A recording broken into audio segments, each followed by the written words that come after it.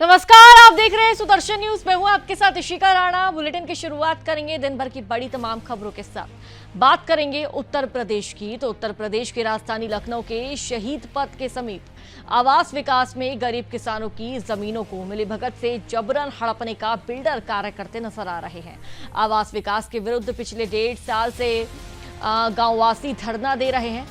अवैध, आपको बता दें, यहाँ पर अवध शिल्प के पास स्थित करीब 12 गांव के लोग 1.5 साल से दिन रात अपना कामकाज छोड़ के जमीनी हक की लड़ाई लड़ रहे हैं। ग्रामीणों का आरोप है कि प्रशासन सिर्फ खोखले आश्वासन देकर टाल मटोल कर रहा है। ग्रामीणों का कहना है कि जो भी अधिकारी उनकी समस्या को सुनकर उसके समाधान की तैयारी करता है, उसे कुर्सी से हटा दिया जाता है। ग्रामीणों ने अब अपनी बात संसद में उठाने के लिए स्थानीय सांसद से भी संपर्क किया है। ग्रामीणों को उम्मीद है कि संसद में इस मुद्दे को उठाने के बाद शायद उनको न्याय मिले।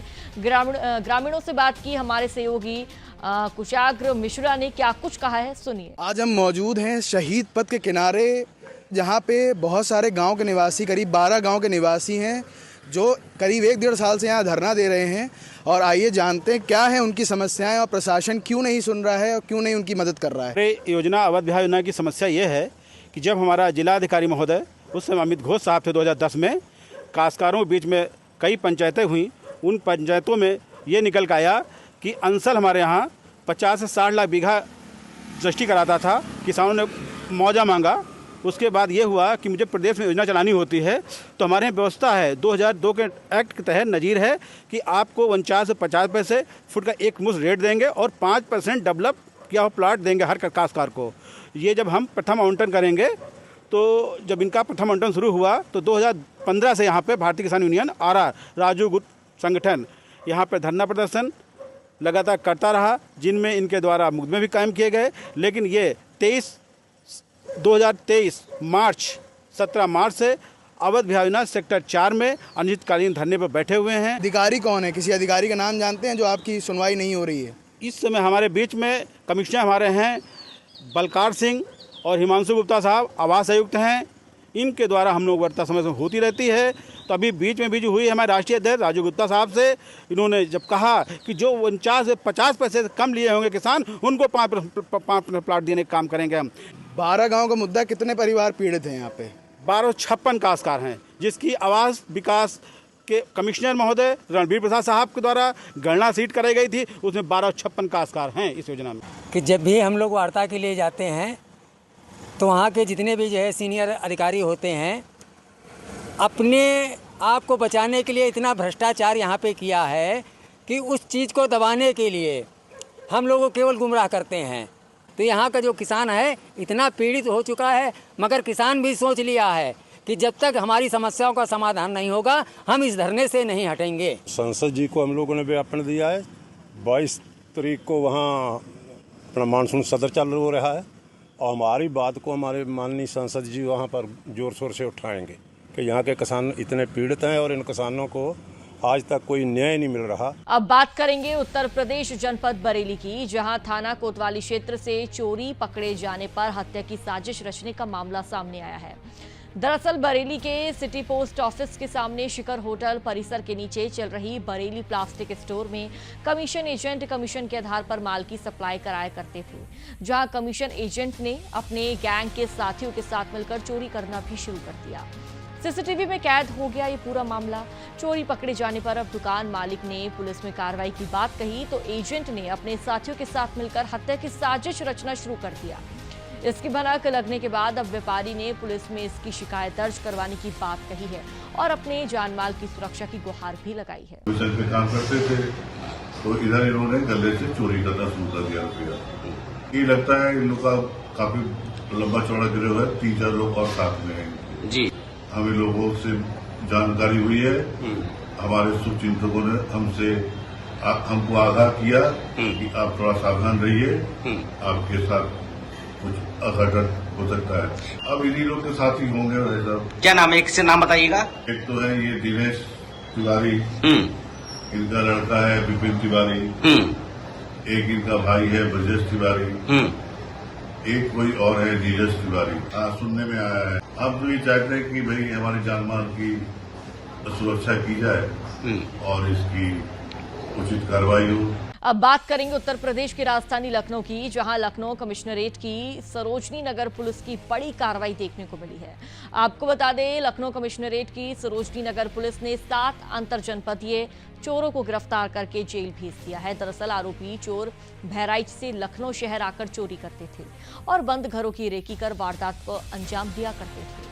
चोरों पर कई थानों में मुकदमे भी दर्ज हैं। पूरे मामले को लेकर डीसीपी तेज स्वरूप सिंह ने आरोपियों को दबोचने वाली टीम को 25,000 रुपए नगद इनाम देने का ऐलान किया है, घोषणा की है। तो वहीं डीसीपी साउथ तेज स्वरूप सिंह और एडीसीपी शशांक सिंह के निर्देशन में बड़ी सफलता हासिल हुई है।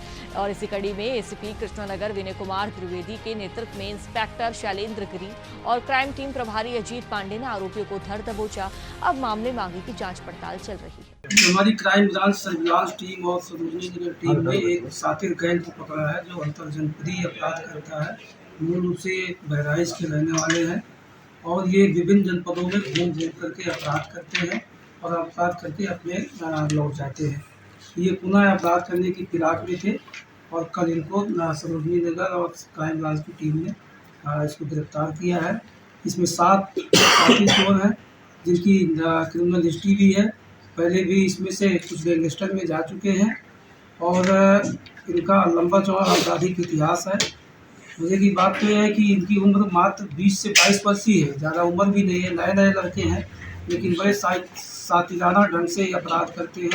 हमारे यहाँ सरोजनी नगर में रूपखेड़ा गाँव में 2/5 को एक घटना हुई थी जिसमें 2 घरों में चोरी हुई थी और उनके आदमी छत पर सो रहे थे, वो चोरी करके ले गए थे तो उसका मुकदमा लिखा गया था।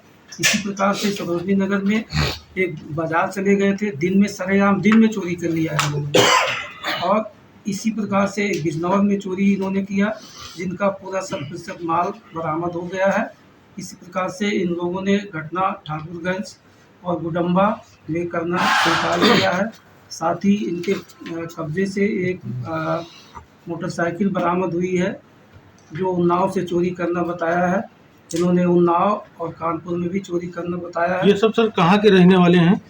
ये मूल रूप से नूरुद्दीनपुर गांव है, नूरुद्दीन चक है। ये बहराइच जनपद में दरगाह के पास है, वहाँ के रहने वाले सभी एक ही गांव के रहने वाले हैं। इनका आपस में कोई रिलेशन?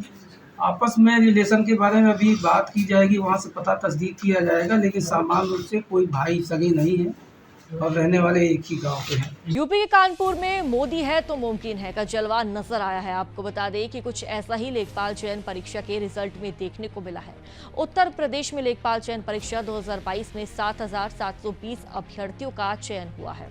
नियुक्त लेखपालों को प्रोत्साहित करने के लिए उत्तर प्रदेश अधीनस्थ सेवा चयन आयोग लखनऊ द्वारा लेखपाल पद पर चयनित एवं लेखपालों को नियुक्ति पत्र वितरण कार्यक्रम का आयोजन हुआ, जिसमें उत्तर प्रदेश के मुख्यमंत्री योगी आदित्यनाथ ने नियुक्ति पत्र वितरित किए। इसी कड़ी में सरसैया घाट स्थित नवीन सभागार में भी महापौर प्रमिला पांडे, सांसद रमेश अवस्थी, विधायक नीलिमा कटिहार, विधायक महेश त्रिवेदी, विधायक सरोज कुरेल और कानपुर जिलाधिकारी आर.के. सिंह ने कानपुर का गौरव बढ़ाने वाले 29 लेखपालों को नियुक्ति पत्र से सम्मानित किया। नियुक्ति पत्र वितरण कार्यक्रम में 17 महिला लेखपालों ने नियुक्ति पत्र प्राप्त कर महिला सशक्तिकरण का उदाहरण प्रस्तुत किया। माननीय मुख्यमंत्री जी ने आज पूरे प्रदेश में 7,720 लेखपालों के नियुक्ति पत्र वितरण किए हैं। कानपुर से 29 लेखपालों का चयन हुआ था, जिसमें 5 लेखपालों ने सीधे जाकर माननीय मुख्यमंत्री जी का कार्यक्रम था उसमें भाग लिया था। आज 18 लेखपालों का नियुक्ति पत्र यहाँ वितरण किया गया है और जिसमें बड़ी एक अच्छी बात है कि हमारी जो छात्राएं हैं 18 में 17 छात्राओं को नियुक्ति पत्र मिला है। ये निश्चित रूप से एक अच्छा संदेश है कि उन लोगों ने मेहनत की है और मुझे ऐसा लगता है कि हालांकि मैं पीछे की सरकारों के नियुक्ति पर नहीं जाना चाहता हूं, आप सब लोग जानते हैं, लेकिन 18 में 17 छात्राएं यहाँ आई हैं, ये योगी और मोदी के कार्यकाल में ही संभव है। मैं अपने सभी छात्र एवं छात्राओं को शुभकामनाएं देता हूँ और बधाई देता हूँ उनके उज्जवल भविष्य के लिए और साथ में उनसे अपेक्षा करता हूँ कि माननीय मुख्यमंत्री जी ने जो कहा है कि वो अपना 10 साल सेवा भाव की तरह कार्य करें ताकि जो अगले साल उनके 35 साल की जो सर्विस है उनका प्रमोशन हो। तो मैं एक बार पुनः उन सभी छात्र छात्राओं को बधाई देता हूँ, शुभकामनाएं देता हूँ, उनके उज्जवल भविष्य के लिए धन्यवाद। आज हमारे प्रदेश के मुख्यमंत्री श्रद्धेय योगी जी ने पूरे उत्तर प्रदेश में लेखपालों की 7,720 नियुक्ति किया है, जिसमें हमारे शहर कानपुर को 29 नियुक्ति मिली है। आज मैं उन अपने सभी बच्चियों को भविष्य की मैं कामना करती हूँ और मैं उनसे यही कहूँगी कि जो मुख्यमंत्री ने भाषण में आपको बताया उन्हीं के पद के कमरों पर चलेंगी तो अच्छा रहेगा। धन्यवाद। मैं उनके भविष्य के लिए कामना करती हूँ। धन्यवाद। पूरे प्रदेश में आज 7,720 नवनियुक्त लेखपालों का जो चयन हुआ था उसके नियुक्ति पत्र वितरण का कार्यक्रम माननीय मुख्यमंत्री जी के द्वारा किया गया। उसी कड़ी में जनपद में भी ये कार्यक्रम आयोजित किया गया। कानपुर जनपद से संबंधित कुल 29 लेखपाल थे, इसमें से 5 लखनऊ के कार्यक्रम में गए थे और 24 में से कुछ 6 लेखपाल हमारे कुछ पहले से ही सरकारी सेवाओं में हैं, तो वो प्रतिभाग नहीं कर पाए, परंतु कुल 18 यहाँ पे नवनियुक्त लेखपालों ने प्रतिभाग किया, जिनको जनपद के माननीय जनप्रतिनिधिगणों द्वारा यहाँ पे उनको नियुक्ति पत्र वितरित किया गया। तो निश्चित रूप से 29 लेखपालों के राजस्व प्रशासन में सम्मिलित होने से हमारे जो राजस्व कार्य हैं वो और स्मूथ ढंग से होंगे। जो लेखपाल 2-2 हल्के देखते थे, अब उनमें जो है लेखपालों की भर्ती होने के कारण, नए लेखपाल आने के कारण एक हल्के देखेंगे, तो जो राजस्व संबंधी सुविधाएं आम जनता को हैं, जिसमें थोड़ा बहुत विलम्ब होता था, तो वो समय से उनको प्राप्त होने लगेंगी। महिला सशक्तिकरण का अच्छा उदाहरण भी पेश। हाँ, ये भी निश्चित रूप से कानपुर नगर में जो हमारे आज 18 नियुक्ति पत्र वितरित हुए उसमें से 17 महिलाएं हैं, तो एक अच्छा साइन है महिला सशक्तिकरण का, जैसा कि आप बता रही हैं। तो निश्चित रूप से इन लोगों के सम्मिलित होने से और अधिक राजस्व प्रशासन में संवेदनशीलता बढ़ेगी और संवेदनशीलता के साथ ये लोग काम करेंगे। अब बात करेंगे उत्तर प्रदेश के मथुरा की। तो मथुरा पहुंचे मुख्य सचिव और डीजीपी मथुरा वृंदावन की व्यवस्थाओं का जायजा उनके द्वारा लिया गया। मथुरा में मुख्य सचिव और डीजीपी पहुंचे, आपको बता दें, जहां सबसे पहले श्री बांके बिहारी मंदिर पहुंचकर ठाकुर जी के दर्शन उन्होंने किया और मंदिर की व्यवस्थाओं का जायजा लिया। एसएसपी और डीएम ने उनको मंदिर की व्यवस्थाओं के विषय में जानकारी दी। इस मौके पर मंडलायुक्त ऋतु महेश्वरी, एसएसपी शैलेश पांडे सहित तमाम आला अधिकारी मौजूद रहे। अधिकारियों के दौरे को देखते हुए जिले में चप्पे चप्पे पर पुलिस बल तैनात रहा और साथ ही मंदिर में लगातार बढ़ रही भीड़ को लेकर और उनकी व्यवस्थाओं को लेकर बैठक में अधीनस्थों को दिशा निर्देश दिए गए। जो भी महत्वपूर्ण धार्मिक स्थल हैं जहाँ पे भारी संख्या में श्रद्धालु आते हैं उत्तर प्रदेश के अंदर, उसकी एक सुरक्षा स्कीम है। उस सुरक्षा स्कीम के तहत ही व्यवस्थाएं की जाती हैं। बांके बिहारी मंदिर के बारे में अभी जो स्कीम है उसको और कैसे बेहतर किया जाए, क्योंकि जैसा मुख्य सचिव महोदय ने बताया कि यहाँ भीड़ विशेषकर जो सप्ताह का अंत होता है या लंबे वीकेंड्स होते हैं, उस समय या मुख्य त्योहारों पे बहुत अधिक संख्या में श्रद्धालु मथुरा के अलावा अन्य आसपास के जनपदों से, अन्य प्रदेशों से भी आते हैं। ऐसी स्थिति में किसी भी व्यक्ति को कोई असुविधा न हो, चाहे यहाँ के लोकल लोगों को या जो बाहर से आने वाले श्रद्धालु हैं, उसकी सुविधा का स्तर बेहतर कराया जाए और बिना किसी कष्ट के हम वर्तमान व्यवस्था के अंदर कैसे हम दर्शन करा पाएँ, इस चीज़ों को देखने के लिए अपने सारे अधिकारियों के साथ स्थलीय निरीक्षण करने के बाद से हम लोग चर्चा करेंगे। वर्तमान में पर्याप्त सुरक्षा व्यवस्था जो जोन स्तर पे कराई जा चुकी है, कुछ नए उपकरण भी लिए जा चुके हैं। हम लोग अधिक से अधिक तकनीक का भी प्रयोग कर रहे हैं और ये प्रयास कर रहे हैं कि अबाधित तरीके से बिना किसी कष्ट के लोगों को यहाँ आने का अनुभव जो हो, जब वो लौटे तो ये लेके जाएं कि यहाँ की व्यवस्थाएं बेहतर थी। और जहाँ तक ये पूर्णिमा मेले का सवाल है, उसके लिए पर्याप्त सुरक्षा बल समय से मुहैया कराया जाएगा। सभी वरिष्ठ अधिकारी यहाँ रहेंगे। जोन सेक्टर में क्षेत्र को विभाजित करके व्यवस्थाएं कराई जाए। खबर यूपी के बस्ती से है, जहां कलवारी थाना क्षेत्र में गांव के एक स्कूल के कलयुगी टीचर ने घिनौनी वारदात को अंजाम दिया है। आपको बता दें, 5 साल की मासूम बच्ची के साथ आरोपी टीचर ने दुष्कर्म की वारदात को अंजाम दिया। पीड़ित बच्ची की आप बीती सुनने के बाद परिजनों ने थाने में सूचना दी। पुलिस ने मामला दर्ज कर आरोपी को मौके से गिरफ्तार कर लिया। इस पूरे मामले पर अपर पुलिस अधीक्षक ने बताया कि प्राप्त सूचना के आधार पर थाना कलवारी में अभियोग पंजीकृत कराया गया है। सबूतों के आधार पर आरोपी की गिरफ्तारी की गई गई और अब मामले की गंभीरता को देखते हुए आगे की जांच पड़ताल कार्रवाई चल रही है।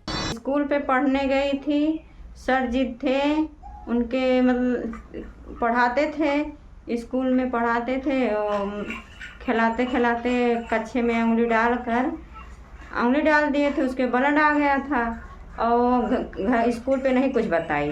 घर पे आई बताई हमसे, तो हम देखें तो फिर स्कूल में भेजे उनको, वो बच्ची को लेके उनके पिता को लेके स्कूल में भेजे।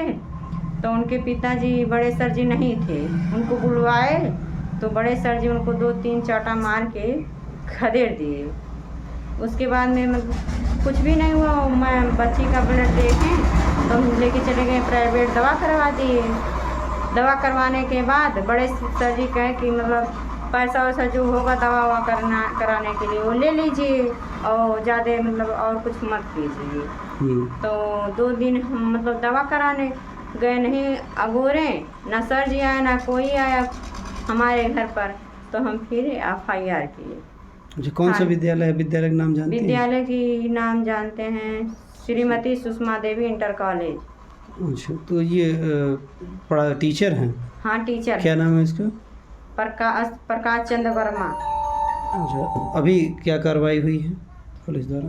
पुलिस द्वारा यही कार्रवाई हो गया। थाना पे बंद थे, 3 दिन बंद थे, कल चालान कटा है, बस्ती गए हैं। जनपद बस्ती के थाना कलवारी अंतर्गत जिस प्रकरण की आप बात कर रहे हैं, उस बच्ची के मां द्वारा पुलिस को इस विषय में तथ्यों के साथ अवगत कराया गया। प्राप्त तहरीर के आधार पर थाना कलवारी अंतर्गत अभियोग का पंजीकरण कराया गया था। प्रकरण की गंभीरता को देखते हुए इसकी त्वरित रूप से इसमें साक्ष्य संकलन की कार्रवाई, विवेचनात्मक कार्रवाई करते हुए इसमें जो दोषी हैं, दोषी की गिरफ्तारी करके नियमानुसार उसको जेल भेजा गया है। यूपी के कानपुर दक्षिण से कोचिंग के लिए घर से निकली 2 छात्राएं लापता हो गई। आपको बता दें कि परिजनों ने दोनों नाबालिग छात्राओं की खोजबीन का प्रयास किया, कोशिश की। दोनों छात्राओं के न मिलने पर परिजनों ने केस दर्ज कराया। आपको ये जानकारी दे दें कि सैन पश्चिम पारा और हनुमंत विहार थाने में गुमशुदगी दर्ज की गई है। साउथ दफ्तर पहुंचकर परिजनों ने डीसीपी साउथ से मुलाकात की। छात्राओं की खोजबीन के लिए पुलिस की 4 टीमें लगाई गई है। मामले को लेकर डीसीपी साउथ ने जल्द दोनों छात्राओं की बरामदगी का आश्वासन भी दिया है। हमारी बच्ची कल 3:30 बजे से गुम हो गई है और कोचिंग के लिए गई थी अपनी स्कूटी से किदवई नगर के लिए। तो शाम को 7:30 साढ़े 7 तक घर वापस आ जाती है। वापस नहीं आई तो हम लोग हनुमान नगर थाने गए और वहाँ पे कंप्लेन किया, FIR किया। और अभी पूरा दिन हो गया, कल पूरी रात हो गई, अभी पूरा दिन हो गया, अभी तक हमारी बच्ची वापस नहीं आई है। साइंस पॉइंट की थी, तो फर्स्ट ईयर में थी हमारी भांजी। किसके साथ गई थी? 2 बच्ची हैं, मुस्कान और कृति। पुलिस से शिकायत की आपने? हाँ, उन्होंने बोला कि हमने सर्विलांस में नंबर लगा दिया है और आपका इंक्वायरी हो रही है, जल्द से जल्द आपको सहायता मिलेगी। कल देर रात्रि को थाना हनुमंत विहार और सैन पश्चिम पारा पे एक सूचना प्राप्त हुई, जिसमें कि 2 बच्ची जो कोचिंग करने गए थे लेकिन घर वापस नहीं आई है। इस तथ्य की जैसे जानकारी हुई, उनके परिजनों से तहरीर प्राप्त करके दोनों थानाओं पे अलग अलग मुकदमे पंजीकृत कर लिए गए हैं। और हमारी पुलिस की टीमें जो है इसमें लगी हुई हैं। जो कोचिंग है, स्कूल है, वहाँ पे हमारी टीमें जो है काम कर रही है। आसपास के जितने CCTV कैमरे हैं, बस स्टैंड है, ऑटो स्टैंड है, रेलवे स्टेशन है, वहाँ पे हमारी सभी जगह टीमें लगी हुई हैं। उनके जो है नंबर प्राप्त करके जो हम उसमें टेक्निकली उसको हम देख रहे हैं। जो भी चीज़ें जो प्राप्त हो रही है उसके आधार पर हमारी टीमें जो है इसमें लगी हुई है। कुल 4 टीमें दोनों थानों से लगाई गई हैं। उनके परिजन भी आज हमारे पास आए थे, उनसे भी विधिवत बात हुई है। उनको जो प्रोग्रेस हो रहा है उसके बारे में बताया जा रहा है। उनको भी हमने कुछ जो इम्पोर्टेंट बातें थी उनको बताई है। मैंने अपना उनको नंबर भी दिया है कि अगर कोई आपको इनपुट मिले तो आप हमें तत्काल बताएं। इनके जो परिवारीजन हैं वो भी पुलिस टीम के साथ में है और लगातार पुलिस टीम इस पर काम कर रही है और सार्थक काम कर रही है। जल्दी हमें उम्मीद है कि हम जो है दोनों बच्चों को सकुशल बरामद करके अन्य आवश्यक विधि कार्रवाई इसमें हम सुनिश्चित कराएंगे।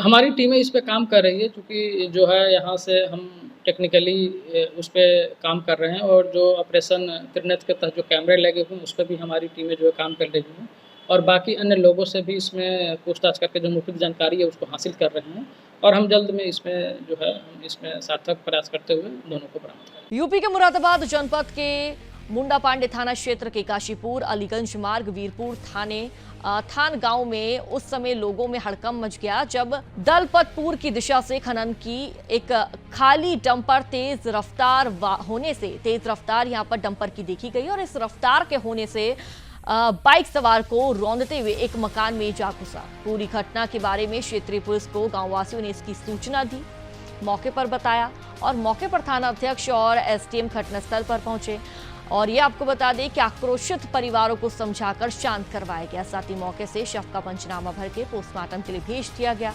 मौके से डंपर चालक परिचालक को हिरासत में लेकर पुलिस आगे की कार्रवाई में जुट गई है। ये आज सुबह की घटना है।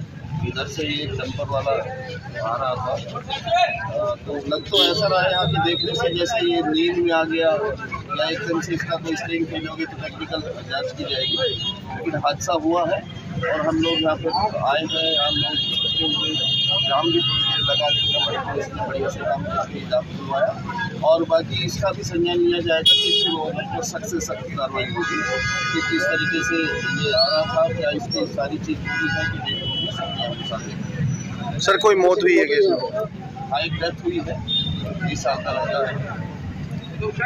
परिजनों ने रोड पे जाम लगा करके प्रदर्शन किया था, क्या मांग की थी और कितनी देर तक जाम रहा था? तो मेरे पास जो मांग पत्र आया है इसमें स्पीड ब्रेकर की बात आई है।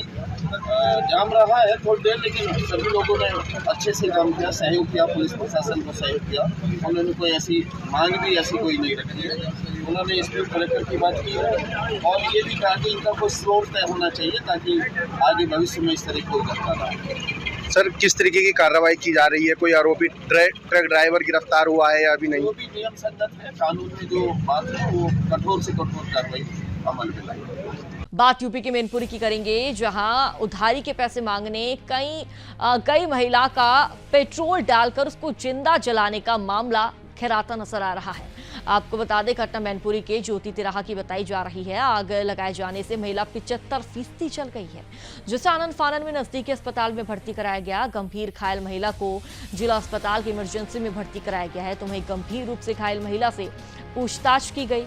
पीड़ित महिला ने पुलिस को जानकारी दी और उधारी के 80,000 रुपए मांगने महिला गई थी और महिला द्वारा जानकारी दी गई है जब पैसे मांगने वो जाती है तो उसके साथ इस तरह का अभद्र व्यवहार किया जाता है। महिला को 75% तक के करीब जला दिया जाता है। क्या नाम था इनके जिन्होंने जलाया आपको? पैसे लेने गए थे आप? पैसे उधार थे आपके? कितने रुपए थे उधार? 80,000 रुपये। तो आज क्या घटना हो गई आपके साथ? क्या कर दिया उन्होंने? पेट्रोल डाल दिया? पेट्रोल डाल दिया दुकान में अंदर डाला था, सड़क पे डाल दिया था आपको? मैं अभी आधे घंटे पहले एक महिला आई है, करीब 35 वर्ष इनकी उम्र है, दीपा नाम है और उनकी जो अवस्था है बहुत अच्छी नहीं है। करीब 70 से 80% बर्न है उनके ऊपर और पेशेंट अभी थोड़ा सीरियस कंडीशन में, इसलिए उनको आगे रेफर करना पड़ेगा। किस तरीके से जला हुआ है? क्या कुछ ऐसा? बहुत ज़्यादा तो मैंने नहीं पूछा, इन्वेस्टिगेशन तो पुलिस का काम है, बट जैसा महिला कह रही थी वो ये कह रही थी कि किसी ने पेट्रोल डाला, उसके कारण जला हुआ है पेशेंट। क्या स्थिति है महिला की स्थिति बहुत अच्छी नहीं है, इसको आगे रेफर कर रहे हैं हम लोग। लगभग 70 से 80% पर। अभी जो हम लोगों को सूचना मिली है उसके आधार पर प्रथम दृष्टया जानकारी हुई है कि एक महिला है जो राधे मोबाइल रिपेयरिंग शॉप एक है ज्योति तिराहे पर, वहाँ वो आई थी और वहीं पर वो जल गई है और जिसकी सूचना पर तत्काल उसको हॉस्पिटलाइज किया गया है, उसका इलाज चल रहा है। इस संबंध में अभी तक की जो प्रथम दृष्टया जानकारी है वो ये है कि वो महिला जो देव सिंह व्यक्ति है उसके पास आती रहती थी और उसके पास उसके कुछ पैसे थे जिसको कि उसने मांगने का प्रयास किया, तब ये घटना पूरी हुई है। अभी इसमें और जानकारी की जा रही है और जो भी सत्य होगा उसके आधार पर इसमें कार्रवाई की जाएगी। क्या आरोपी पुलिस की हिरासत में हो चुका है? नहीं, अभी ऐसी कोई बात नहीं है। अभी कौन आरोपी है अभी हमारे पास किसी प्रकार की कोई तहरीर या कोई ऐसी चीज़ नहीं आई है, तो जैसे ही हमारे पास इस संबंध में और जानकारी होगी तुरंत कार्रवाई की जाएगी। अब बात करेंगे हरदोई की। उत्तर प्रदेश के हरदोई जनपद में पुलिस अधीक्षक केशव चंद्र गोस्वामी ने मुहर्रम को लेकर पुख्ता सुरक्षा व्यवस्था बनाए रखने के लिए हरदोई पुलिस कर्मियों को निर्देश जारी किया है। पुलिस अधीक्षक द्वारा रूट प्लान का जायजा लिया गया। जायजा लेने के बाद स्थानीय लोगों से वार्तालाप की गई है, उनको निर्देशित किया गया जनपद में सुप्रीम कोर्ट व शासन के मंशा के अनुरूप ही मनाएं और साथ ही बताया कि इस बार मुहर्रम पर किसी भी प्रकार का कोई शस्त्र प्रदर्शन नहीं किया जाएगा और जो भी संदिग्ध व्यक्ति दिखाई पड़े उसकी छानबीन की जाएगी। साथ ही अगर कोई अराजक तत्व है तो उस पर कठोर कार्रवाई की जाएगी। आगामी मुहर्रम त्योहार को दृष्टिगत रखते हुए मेरे द्वारा सीओ साहब और इंस्पेक्टर साहब के साथ मैं पुलिस के यहाँ के इमाम चौक और ताजिया की गश्त के रूट और ताजियादारों से वार्ता की गई तथा यहाँ के सम्भ्रांत नागरिकों से भी वार्ता की गई और सभी को निर्देश शासन के जो हैं कि कोई भी शस्त्रों का प्रदर्शन नहीं होगा, लाउड स्पीकर और डीजे का उल्लंघन नहीं होगा, जो वॉल्यूम है सुप्रीम कोर्ट के द्वारा निर्धारित उसका पालन किया जाएगा। सभी को हिदायत की गई और निर्देशित किया गया कि शांतिपूर्ण ढंग से इस त्योहार को संपन्न कराएंगे। बात करेंगे बिहार की। बिहार के मुंगेर में अपराध की योजना बना रहे 3 अपराधियों को एसटीएफ एवं मुंगेर पुलिस ने धर दबोचा है। साथ ही 3 देसी कट्टा, 12 जिंदा कारतूस, 1 खोखा और 32,000 नकदी भी बरामद की गई है। ताजा मामला मुंगेर के मुफस्सिल थाना क्षेत्र अंतर्गत मोहली दियारा का बताया जा रहा है, जहां एसटीएफ एवं मुंगेर पुलिस के द्वारा 50,000 के नामी अपराधी और उसके 2 सहयोगियों को पुलिस ने धर दबोचा है। आगे की कार्रवाई चल रही है। थाना अंतर्गत मोहली दियारा में एक गुप्त सूचना मिली कि 10 जुलाई 2024 को सुबह की घटना है। एक थाना अध्यक्ष परिचयमान पुलिस उपाधीक्षक सह थाना अध्यक्ष अभिषेक कुमार को कि वहाँ पे कुछ व्यक्ति जो हैं संदिग्ध हालत में है, उनके पास असला बारूद होने की संभावना है और कुछ योजनाएं बना रहे हैं। सूचना का सत्यापन किया और दल बल के साथ मुफस्सिल थाना अध्यक्ष और उनके सहयोग में टीम पहुंची और वहां मौके वारदात पे जब वो वहां पे पहुंचे तो वहां पे 3 व्यक्ति मिले और जब उन लोग आगे बढ़े तो उन्होंने फायरिंग भी किया, लेकिन पुलिस बल ने उनको पकड़ लिया और पकड़ने के उपरांत उनके पास से 3 देसी कट्टा, 12 कारतूस और 1 खोखा जो उन्होंने फायरिंग किया था और मोबाइल और नगद 32,000 मिला। इन लोगों का नाम पूछने पर अशोक यादव उर्फ अशोक सम्राट हैं। ये 50,000 के इनामी अपराधकर्मी है खगड़िया जिला के, वो पकड़े गए। रणवीर यादव पकड़े गए, ये भी मुफस्सिल खगड़िया के थाना मुफस्सिल के रहने वाले, और विपिन कुमार। सुसंगत धाराओं में कांड दर्ज की गई है और पूछताछ की जा रही है। आपराधिक इतिहास के बारे में आसपास के थाने और खगड़िया जिला से संपर्क किया गया है।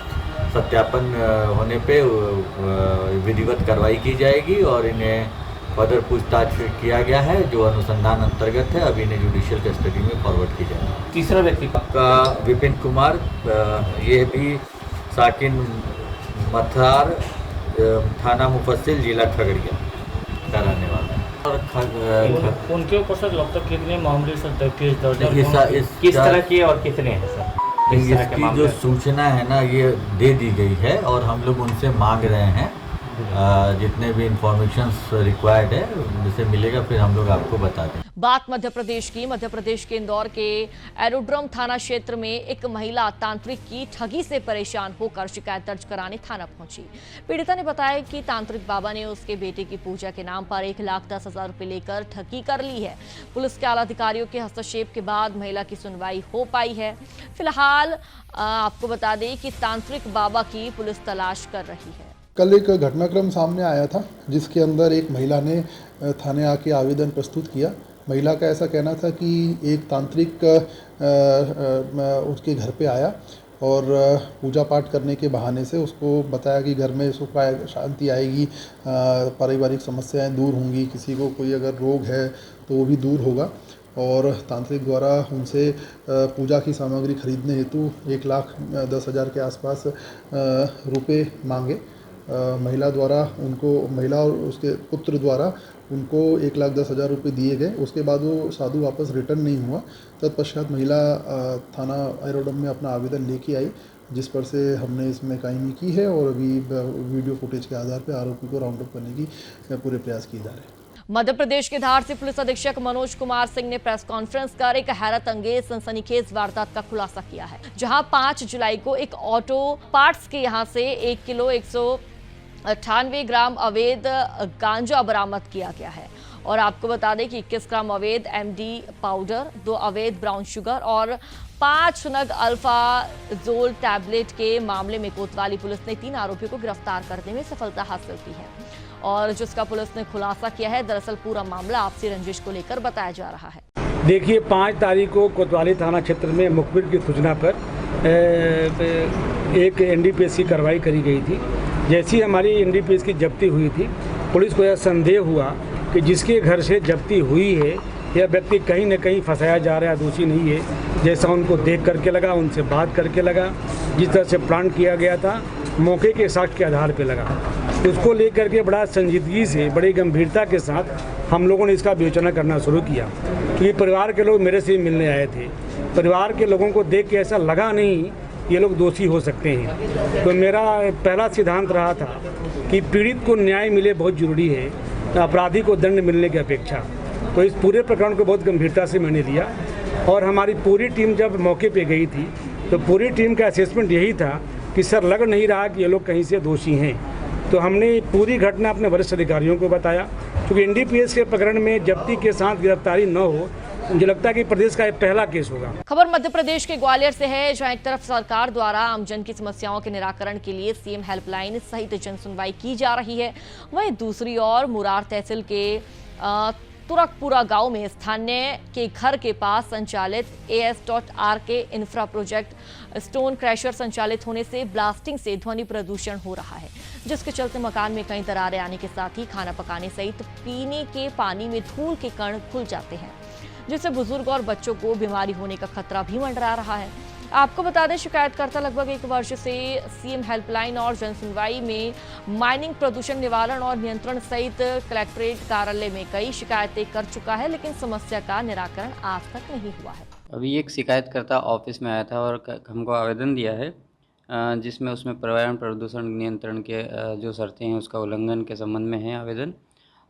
उसमें हम इंस्पेक्टर को भेज के विधिवत जांच कराएंगे और जो भी अनियमितताएं होगी उस पर अर्थदंड भी करेंगे और नियमानुसार कार्रवाई करेंगे। चलिए, फिलहाल इस बुलेटिन में इतना ही। देश और दुनिया से जुड़ी बड़ी तमाम खबरों को देखने के लिए आप सुदर्शन न्यूज देखते रहिए। जय हिंद।